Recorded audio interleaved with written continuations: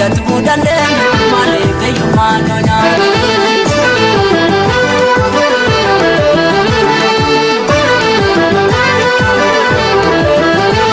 Ayyoolee beektota qabna malamee hamba kadhanna osoo hojjetu dandeenyu harka namaa eegganna sablameen gamtaadhaan kaane biyya keenya misoomsina amantii fi jaalalaan tokkummaan wajjin jiraanna Oromiyaa dachee lalistu kawaa hundumaa agarsiitu dhiiraa dubaraan hojjanne hiyyummaan biyya hadhabamtu Oromiyaa dachee badhaatu biyyattii uumaan badhaate osoo hojjetu dandeenyu maaliif hiyyummaan nu nyaatu. Oromiyaa dachee badhaatu biyyattii uumaan badhaate osoo hojjetu dandeenyu maaliif hiyyummaan nu nyaatu.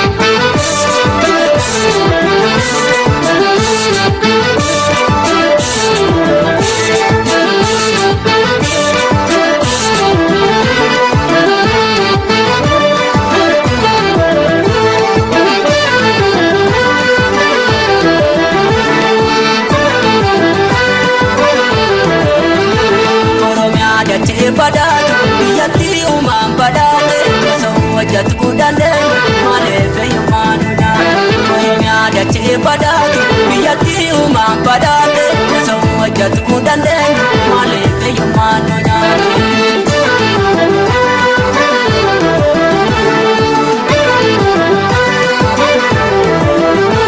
Dachee Oromiyaa bareeda waa hundaafuu qaamni joogtu misoomatti haa bobbaanu hiyyummaan biyya hadhabamtu laggeen gurguddaa ni qabna jallisiidhaaf qaamni jaa'u maaliif jallinne ilaalla hanga hiyyummaan nu mooyu jabiyya dachee albuudha konsituu aadaa bareeda rakkoo bollaala balleessu akaanu sablammeen hunda.